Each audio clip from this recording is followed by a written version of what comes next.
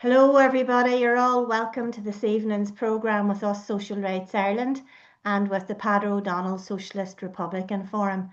And we're very grateful to have Brendan Devaney from Donegal, former GAA player and a mighty activist right now at this very crucial moment in Ireland where we are seeing the GAA really, our games captured by a big corporate bloody power called Allianz.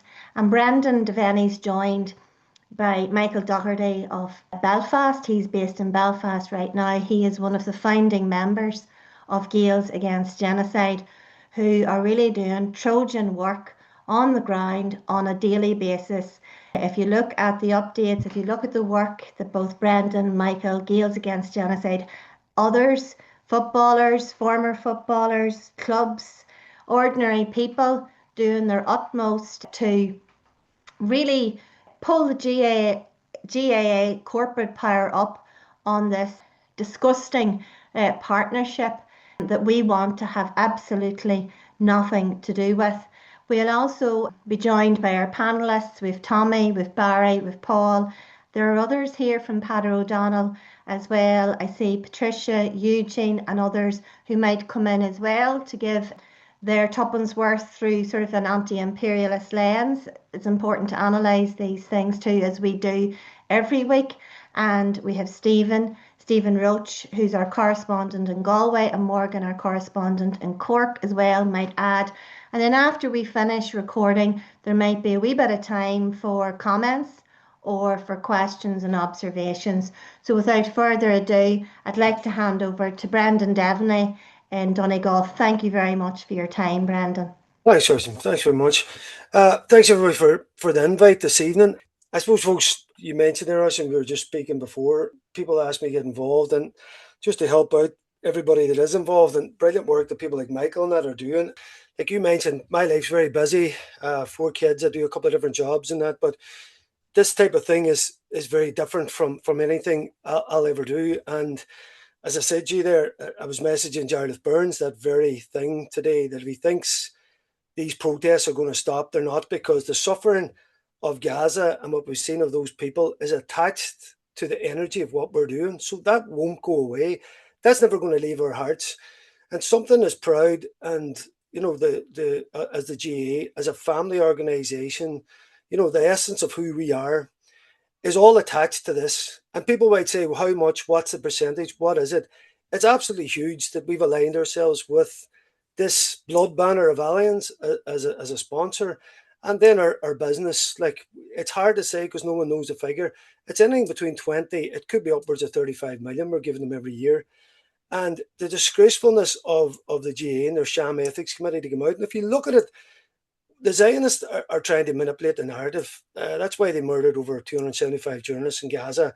But they can't keep the narrative out because of smartphones and because of people able to get out the horrors that are there. And if you look at it in many ways, if we take this down to where we're at now, in many ways the GAA is doing something very similar with propaganda and lies. The statement from our president about we give money to Allianz Ireland, that's got nothing to do with the war in Gaza. Like, to be honest, the out and out insult to your intelligence on that is just unbelievable. And I've messaged him that. And listen, me and him had a big, let's say, heated discussion when the ethics committee came out, because I was disgusted that we needed an ethics committee. And why would you need an ethics committee when the whole world was crying out for the evil and against the horrors of what we were seeing in Palestine? And he, in his video, because I put out a video and I said, I'm posting this video, and I had a full-on attack on him and the fact that we need an ethics committee. He said a massive, and this is private between me and him, and I wouldn't share that, but what he was saying was due process had to take place, large organisation. Now, since then, he hasn't answered my messages. Now, the reason he hasn't done that is because he knows that he hasn't got the truth on his side, and that's why nobody from the GAA would come on prime time. And he said on your man to talk on behalf of it, and he talked complete nonsense. I actually tried to use the UN report from Albany against us in terms of, oh, there's so many companies out there that are evil. What are we going to do? I mean, every single company in the boycott list has an alternative. And the fact that you might have to go slightly out of your way to grab that alternative instead of funding genocide is absolutely crippling, I suppose, regressively depressing that as human beings we're at this point. And I just think for us now, this is such a landmark. It's a landmark for many ways. And I messaged Ira Burns that today. And listen, there's no point in me hiding away from it because it's the truth. I'm not afraid of the truth. It's something that I've got into very much kind of since I've become a father. And that this tell the truth. This stand me people. Everybody in the world deserves a chance. And that's why I got involved in various charities this last number of years. I set up my own charity balls, trying to help other people in other countries that didn't have what we have here. And then you see this. I mean, this is absolutely disgusting to me. And the fact, and I messaged this to Jared Burns, I said to him, you have me now protesting against my own organisation. I have better things to be at. We should be fighting this on many levels instead of now wasting time on the fact that whether this is a subject or not, that one of the most evil companies, 1 billion or more bonds, as we know, the investment in companies complicit up to 7.3 billion. When Allianz were warned by the UN and a company that's next to them, AXA, for investments in Israel, they started to divest. Allianz doubled theirs. Like, this is the shameful, horrible nature of this company that we now our partnership with. So I'm just trying to get my head around. We look at it now. Our executive are completely. I don't want to use a word here that tarnishes them too much, but obviously, if we look at this, the Russian CEO that came over here to Ireland because they were divesting in Russia, the hypocrisy of that is unbelievable. He comes here, his first remit is do not lose this contract, save face, and do what you got to do. So he's got our executive in the room, and he's promised them whatever, sun, moon, and stars, whatever you want to read on that. So now our executive has trickled down this to our county boards. Nothing to see here, push away motions, which is very undemocratic, which is again going back to the essence of who we are. The trickle down effect of that to your club executives is that so many people are afraid now to stand up for what they believe in because down the line they might need something up the chain. They might need tickets, they might need some kind of correspondence. I need you, you need me. And for that to be involved in this subject is absolutely a disgrace. I mean, so what? Over the years, we know certain people got certain things, different things go on. It's a massive organisation. It's never going to be perfectly right. But the fact that we're willing to stand with Allianz and our club's executive haven't got the bottle to stand up at county board meetings. Now, some of them have, but the majority haven't. And I've went after clubs about this. Some people spoke at their own executive meetings, never had the wherewithal to push this on. And then our county boards are getting the trickle down from our executive to say, rule this out of order. Don't let this motion come through. So we're at a real, this is, for me, such a landmark because are we going to lose our democratic stance in terms of the GAA is about people. And for me, everybody's the same. That's what I love about the GAA. That's why I promote hurling in Donegal on my own show. That's why I promote ladies football and I promote anybody I can, not just our county players, because I think that's what makes our organisation whole. And if I look, and I said this to Gerald Burns as well, if you look at a straw poll from the reaction of my prime time thing where I might get an odd share or like or interaction, it was off the charts. So that tells me that the everyday people of the GAA are sick to the teeth of this. But the people who's going to act on it aren't acting on it because of, I say, this trickle down notion from above. So what we're going to see now, and I was actually embarrassed to read an article from outside the country where someone referenced the fact that the GAA has held firm in their association with Allianz. So the ANTO conference is coming up, both sides of the border. They have motions in place to drop Allianz from coming a month's call. They are actually going to embarrass the GAA in the acting. And that you're going to see real leaders. And as we've seen today, reports coming around all the schools that were destroyed, all the school children that can't get to school and that. So school teachers that want to stand in solidarity with what's happening out there. So I encourage teachers, of course, to raise awareness and put their motions forward. We obviously have this national demo coming up at Croke Park for Congress on Saturday the 28th of 11, so at 11 a.m. And all the people that's going to stand with that is absolutely massive. And there's the real GAA. So we're at a real pressure point now that if the GAA do not act in the interest of the people, because it's not going to come from the clubs, it's not going to come from county boards, and it's obviously not going to come from the executive, then my attitude to that is we keep driving at Allianz because they're in here to sponsor our games. And if their name keeps getting dragged through the mud, and rightly so it should be, surely at some point we'll make them crack. And if that's the way the GAA want to play it, then that's the way we're going to have to play it. So my message this evening would be to all your people that have joined in, and thanks very much. And everybody, to me, I call you gatekeepers, because certain people are willing to bury their heads in the sand. They're not willing to stand up for what's right because they're looking after their own corner and their own wee world. Some of us can't think like that. And it's up to us to show the truth to people out there and show our solidarity in terms of standing with with another country that's faced a genocide, much like we have here, to stand with those people and to show them that we're not going to lie down in this fight. Because as we can see, the censorship of Croke Park, the 10 motions that's been approved by counties, which now the censorship, it doesn't adhere to the official governments of a volunteer-led democratic organisation. So the clubs are the bedrock, but the real people of the GAA are what I'm really looking at now. So this is a massive time for the GAA, and that's why us people are coming together this evening to talk. Thanks very much, Brendan. It's very clear from the way that you talk that you're so passionate. I can just hear it in your tone of voice and that fighting spirit. You're not going to give up. And that's what inspires the rest of us. We need leadership as well. It's great to see it coming from many counties across Ireland as well. And what you've actually even brought to light is the corporate capture, and that the corporate capture of the GAA has even had a knock-on effect then at county board level and at club level, which is terrible, because then that has silenced people who are afraid to put their head above the parapet because of, down the line what the consequences might be. And that's a fear that's very real, and it's actually tangible in many even workplaces as well. So it's not that unusual, and to an extent it is actually understandable too, Brendan. We can and these are the people who are not to blame. They're also were victims of this kind of undemocratic sort of fake, or the illusion of democracy, going along with it really until we realize, oh, it might affect me as well. But then people like you inspire us, and people like Michael who don't give a damn about sort of the personal consequences. You just have to stand your ground, and there's no going back on this. Thanks, Brendan. We might come back to you in a second, but I'd like to bring in Michael here. Where's Michael Doherty? Oh, Michael, I see you. Right. Yeah. Michael, thank you for joining us from Belfast. Michael is one of the founding members of Gaels Against Genocide.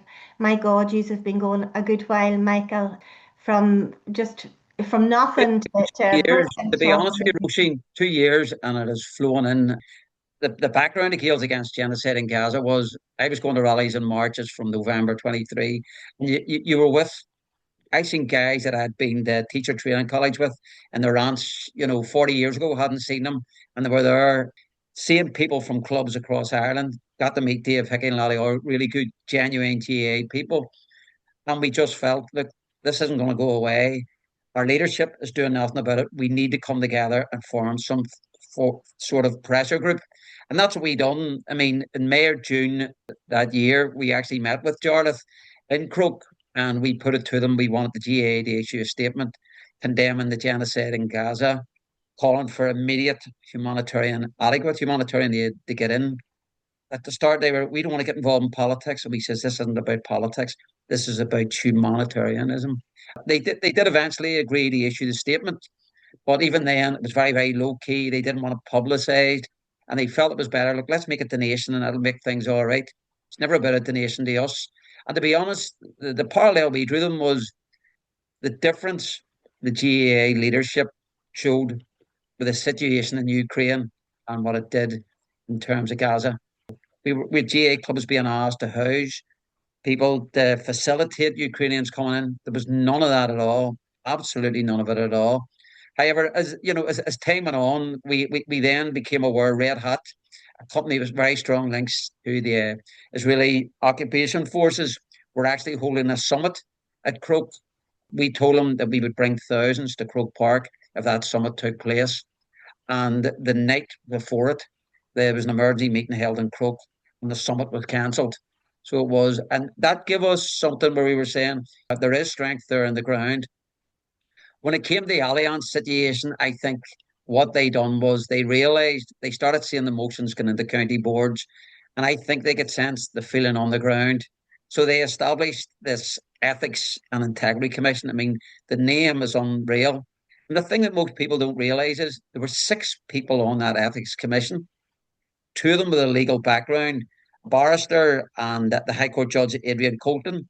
The 2 legal figures on it both recused themselves. They both stepped down because they knew that morally and ethically they couldn't stand over the GAA having a partnership with Allianz. They knew that, so they both stepped down, which left you with 4 people, one of whom's actually very close links with the Irish government. So we knew what way the decision would go, but the GAA put a statement out to every club in Ireland, and it says that the Ethics Commission would engage with relevant stakeholders.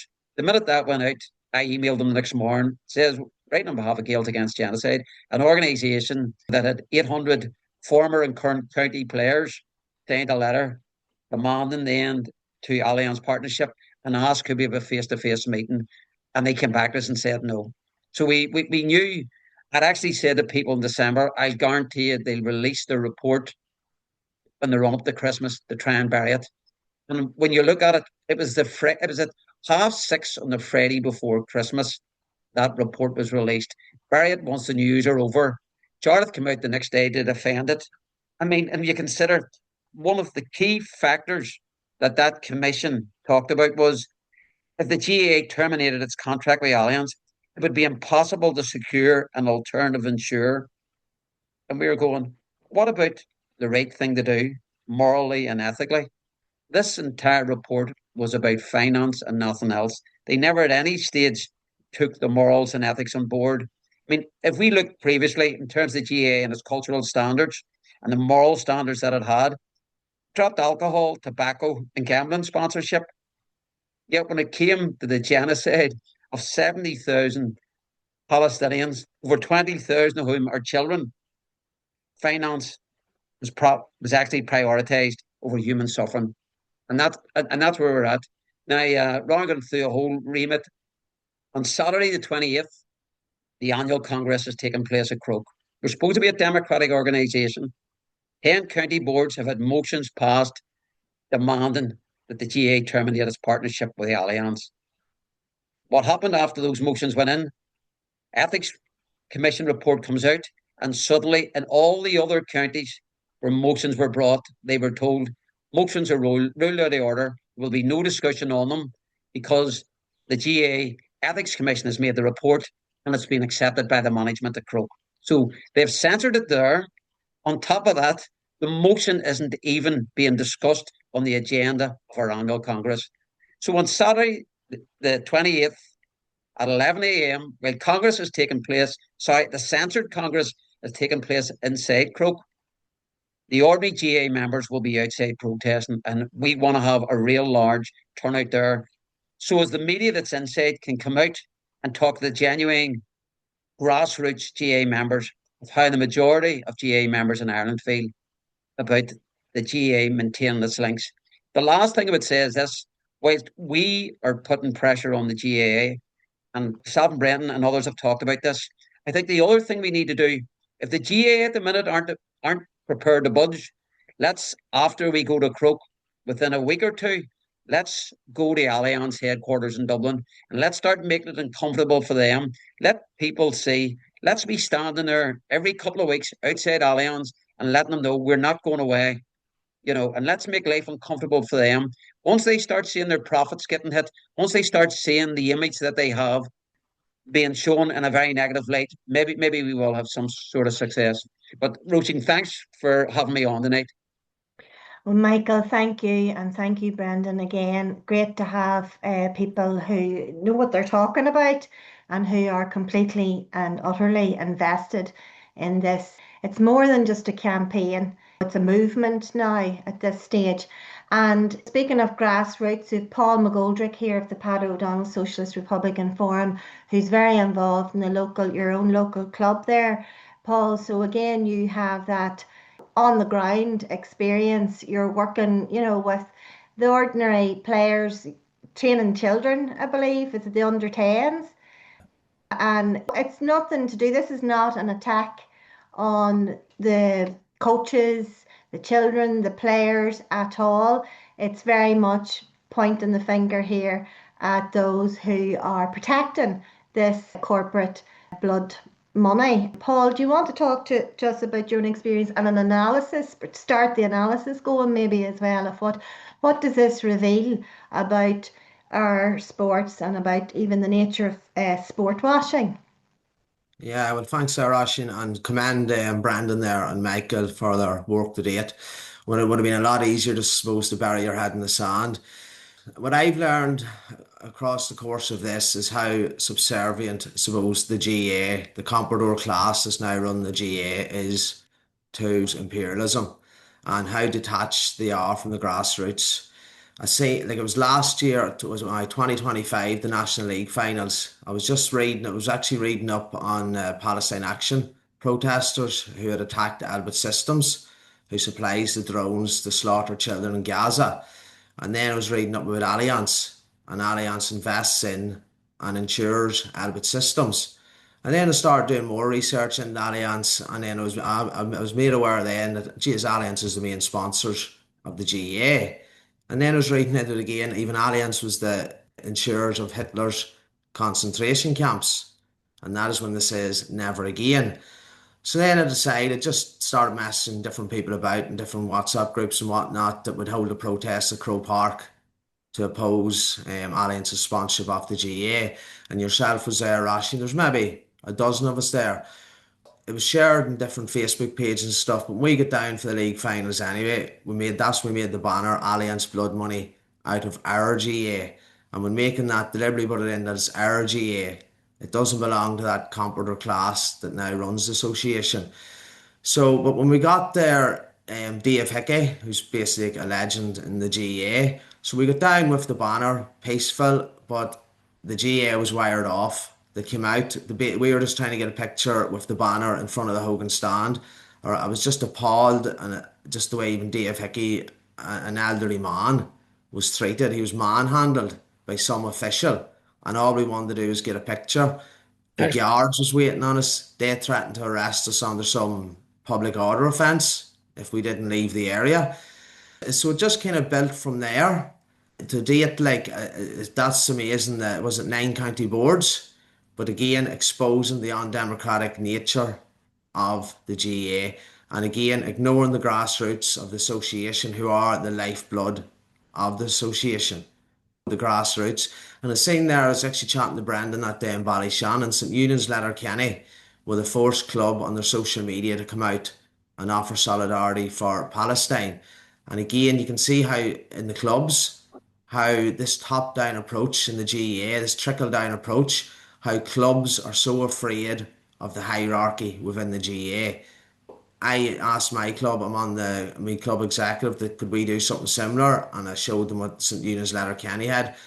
They went bananas, like they were not having none of this. And the reason, again, they were afraid of losing grants. So even around the GAA, as we know, born out of genocide and oppression, it was founded against imperial dominance and to be an anti-colonial movement. And here we are, the leadership of the GAA being wedded to that same imperialist system that is carrying out a genocide in Gaza. Thank you, Paul, and thank you very much for mentioning Dr. David Hickey. I don't know if he's actually here on the Zoom. He did a program with us before, and the way that he was treated with such contempt, you're kind of thinking, do you not know who this man is? And all, not just a well-known GAA player, but a well-known activist.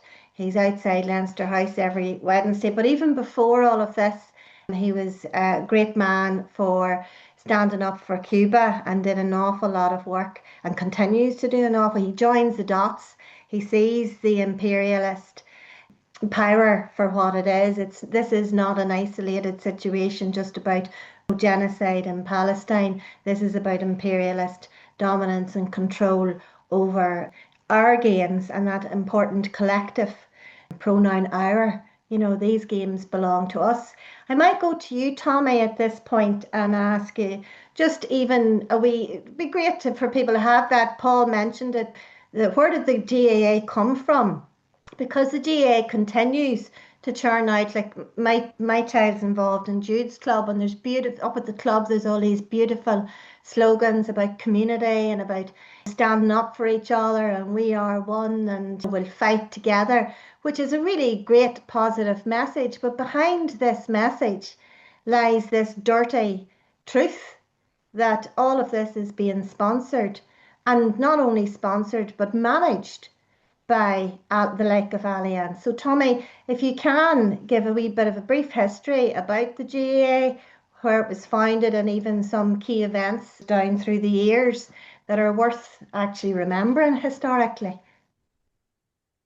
Yes, look, the GAA is the biggest single sporting organisation on this island, and it was founded second half of the 19th century.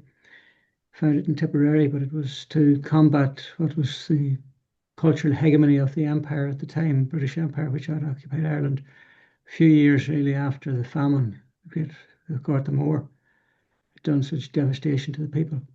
And it was based on the premise that Ireland needed a cultural organisation that would stand up for the Irish people and for independence. And it was greatly influenced, certainly, by different groups within Ireland, within Irish society at the time.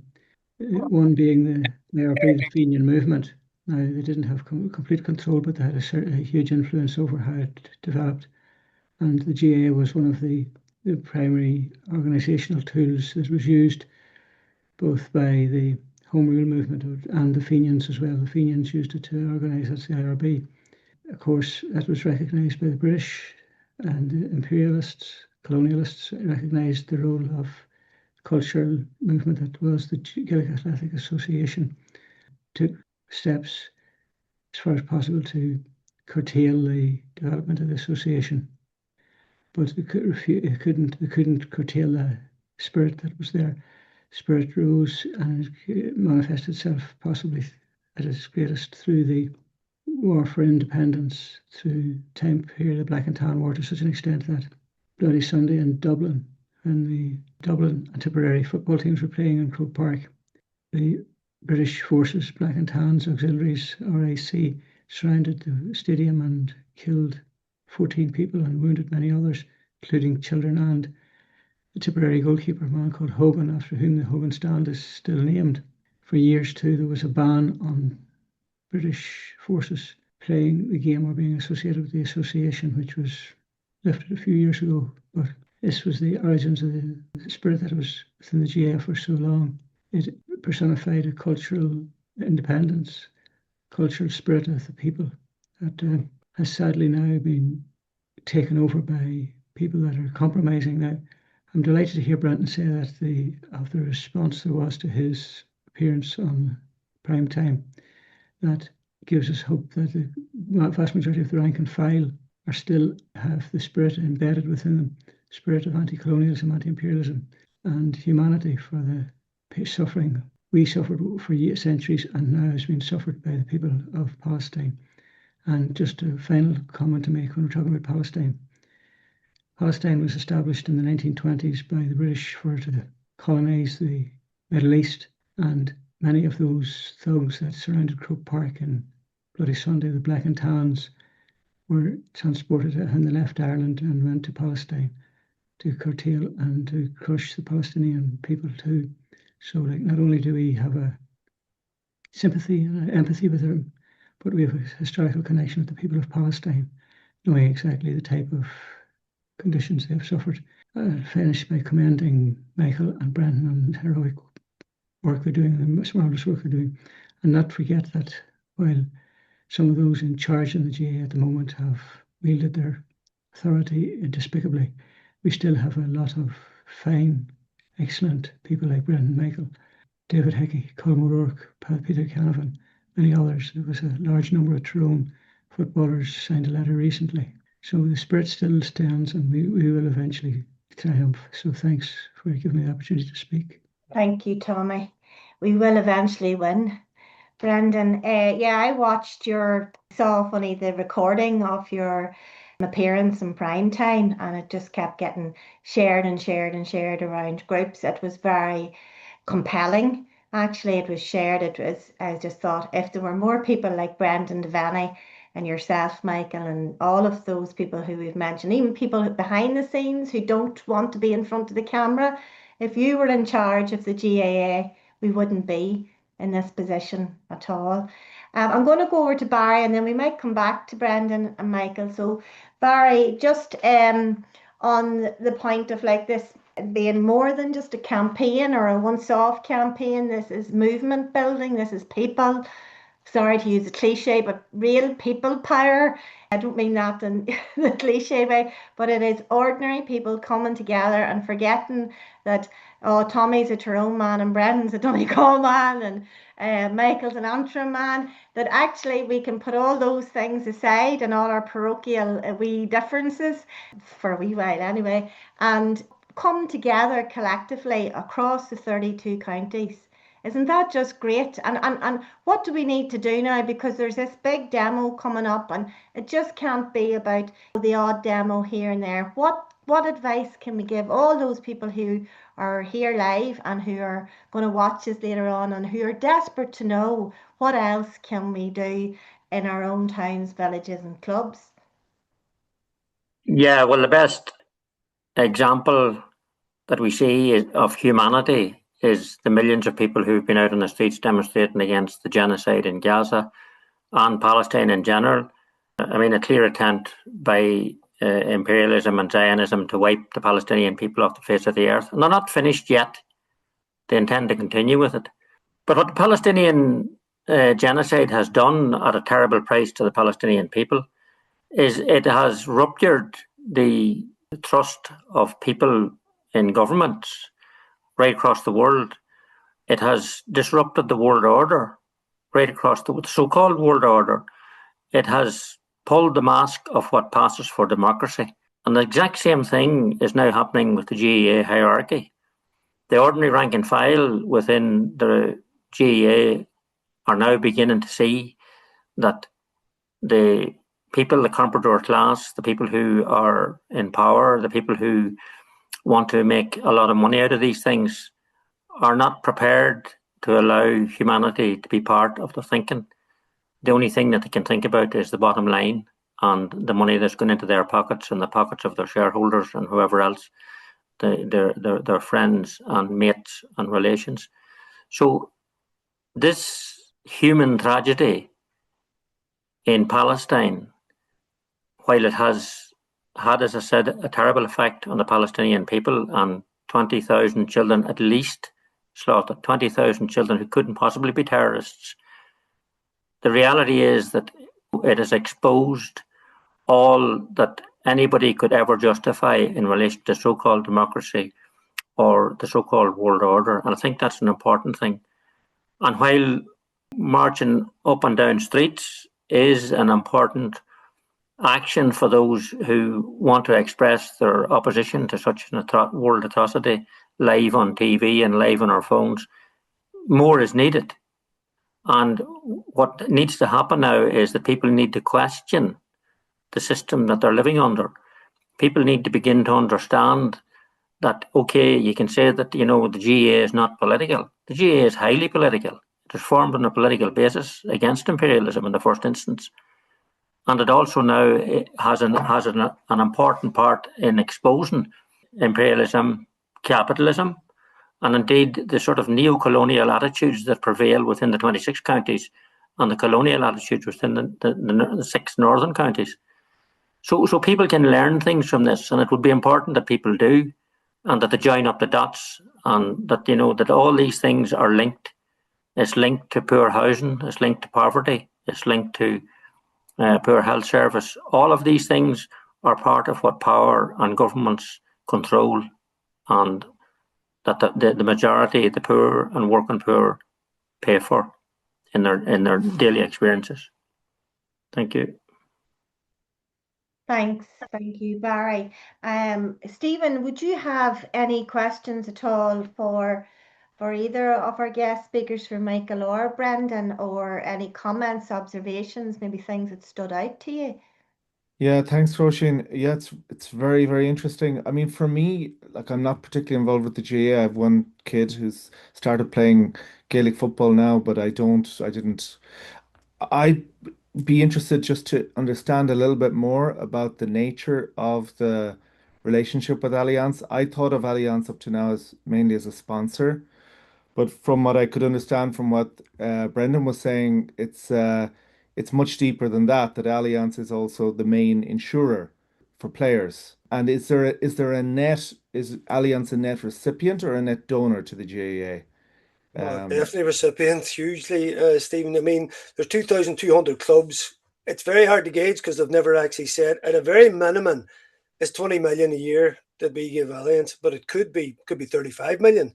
We don't Right. really know, to be honest. Now, what they're giving us again isn't completely above, but it's somewhere in the realms of 1 to 1.2 million, a paltry Wow. amount. So, I mean, the deficit is huge. Now, as I say, I mean, the comments of Jarlath Burns, it's incredibly ridiculous. And I've said this to him. I said, do you think, I says, I know you're not that stupid to think that we can believe it. I said, but do you think, are we that stupid? And as Barry said there, the links that we're seeing, the signs of it, I mean, it's like propaganda. And here we are, people who know, have good wit. And there's one thing about Irish people, we won't be fooled. Like we can't be corralled into complete nonsense. So yeah, Stephen, listen, we are a massive customer of Allianz Ireland, and there's no way of pulling apart the percentage of that money that goes to Munich and then is sent into Israel. So we are complicit completely in terms Mhm. of this funnel to money into Israel. Right. Because I took a quick look through the this ethics report that they brought out in December, and they very much emphasize Allianz as sponsor rather than Allianz as customer in that. So the idea being almost it'd be almost ungrateful to turn our back on such a generous sponsor. And there's you'd get the impression reading that report that that's the main relationship with Allianz, sponsorship. Yeah. And I mean, if their main relationship is a customer, surely there's multiple other insurance companies that'd be more than happy to step in and compete for that business. So there's obviously something a lot more, something there's obviously a political somebody's leaning on Jarlath Burns and the leadership of the GAA to maintain this relationship because it can't be explained purely by financial or business interests, I think. Yeah. You have two GAAs now. You have corporate GAA and you have the grassroots GAA members. And it's corporate GAA who are making the decisions. Not Jarlath. Yes, Jarlath serves the president, but by and large, Jarlath will go along with what corporate. Once they set up the ethics commission, they set it up specifically to produce a report that they wanted. And as I say, the only two legal figures on it both withdrew from it because they knew they couldn't stand over it ethically or morally. This was a purely financial decision. Just as renting out Croke Park, the £10 million they got for allowing American football wasn't American football. What we had was the whole American armed force entourage on show that day. That's what you had. That isn't what Croke Park was built for. That isn't what GA members want to see. Want to play American football? Go and pay for it. Build your own stadiums and play it wherever you want. Shouldn't be playing it in our grounds. Which is kind of the normalization of imperialism. I know we might use that word a lot. What is imperialism? But I mean, if you're going to have, like you said, US soldiers parading out in the middle of our field, normalizing that look to a marching band or whatever, to our children, to just people who are passively watching this kind of makes it seem like it's just a carnival, a pretty benign thing and a bit of fun as well. The other thing is, like, one of the papers, was it the Phoenix, I think, did an article on a woman called Joan Kyo, and that article went into a deeper look at her involvement in the GAA governance, and she's a senior figure in a hedge fund servicing investment infrastructure, I suppose, in Ireland.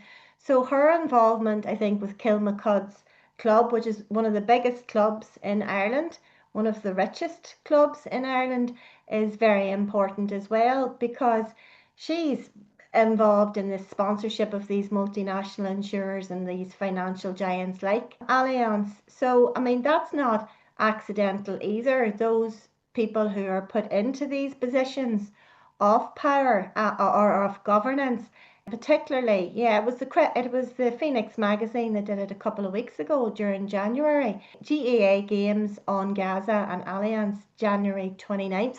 But again, it gives you an insight into those people who seem to climb the ranks and break the glass ceiling. Particularly, we talk about women breaking the glass ceiling, but their involvement as well is not an accident Yeah, and whatsoever. Roisin, the other thing you had at that Kilmacud AGM was you had the members that brought forward motions in and around Allianz, and they were astounded when they seen the people that turned up to the AGM who never go to the AGM.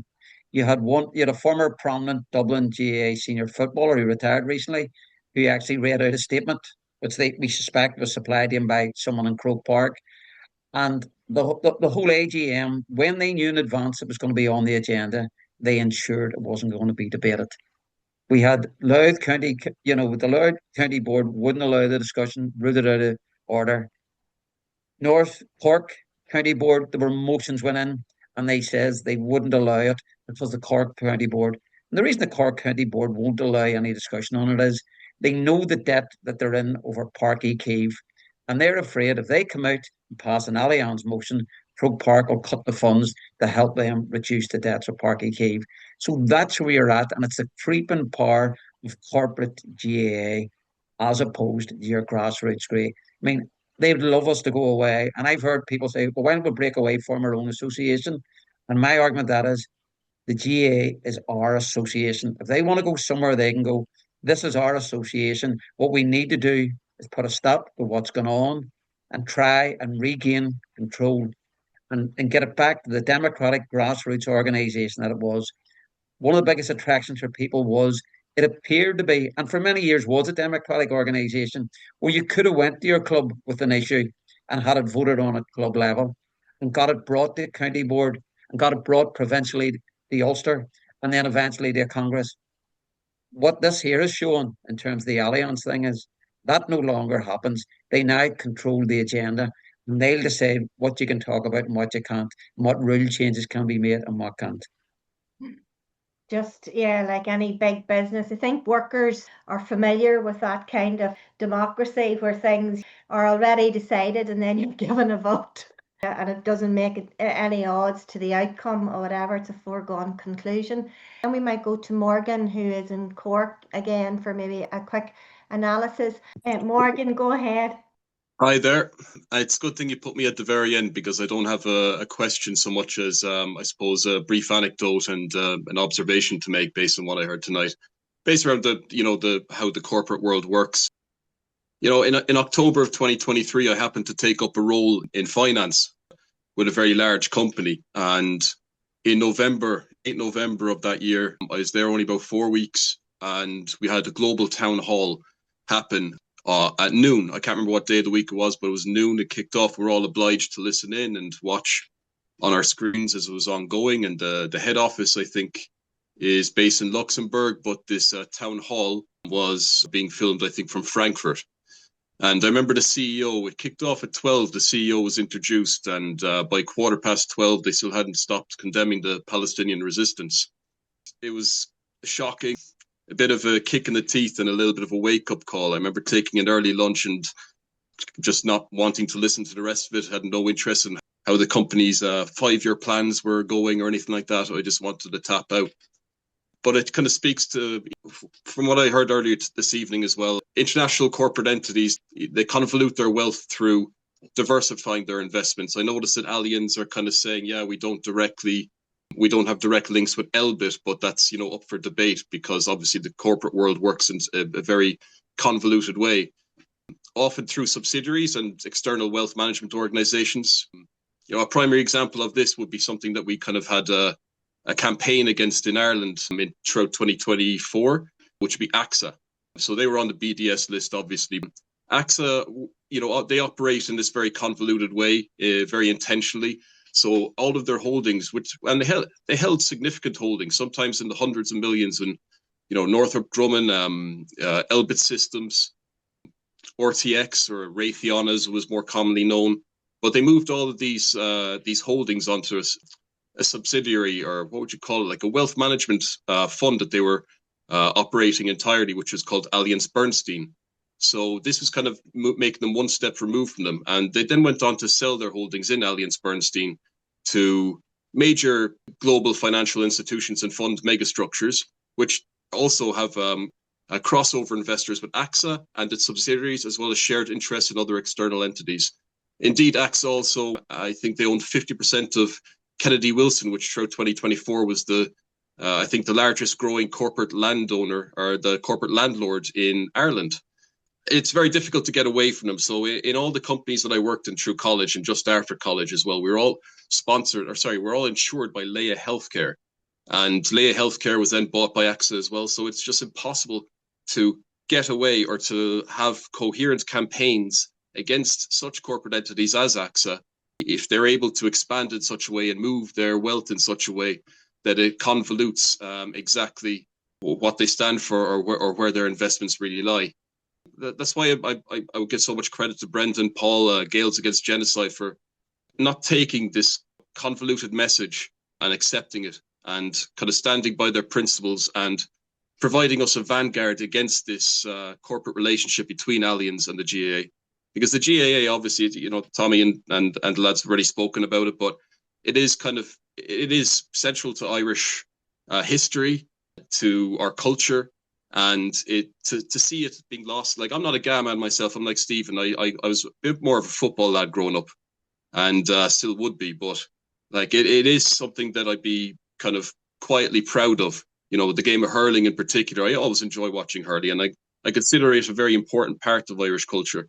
And to see the GAA, I suppose, controlled by people that would have more interest in the kind of corporate finance world than in their actual grassroots infrastructure is quite sad, and it's something that I want to see change. And again, credit to Brendan, Gaels Against Genocide, and Paul as well for like leading these campaigns, because this is something that can be targeted and can be changed, and I sincerely hope it can be. So well done to all the lads, and I'm very glad that you're all able to speak tonight.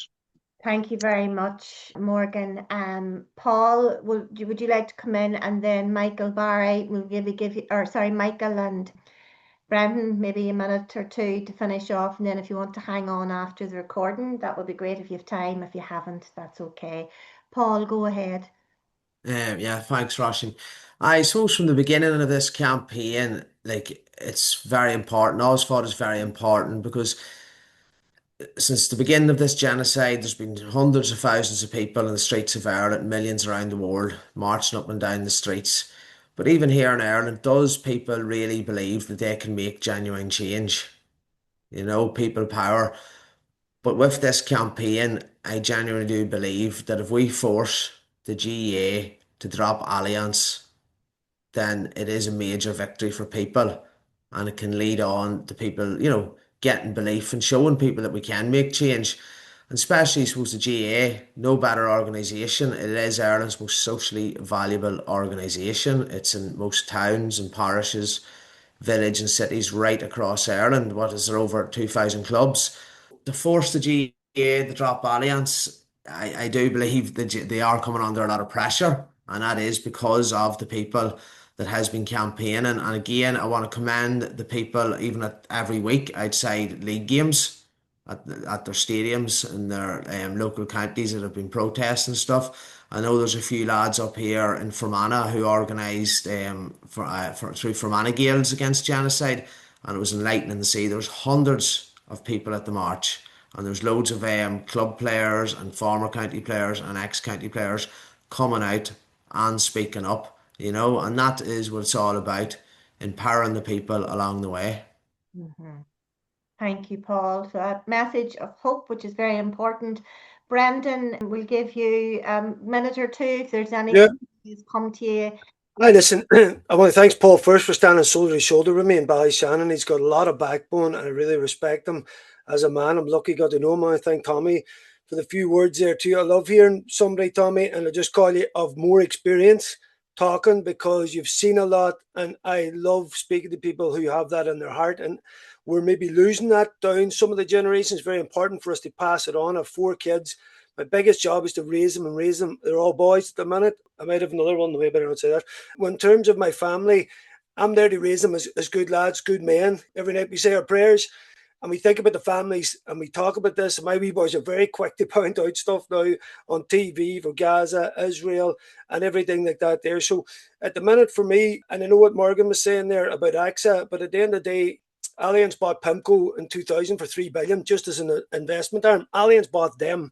This kind of nonsense that's out there, I'm not chatting about Morgan, I mean, as the propaganda nonsense, that somehow Allianz, PIMCO are doing the investments and, that's a different part.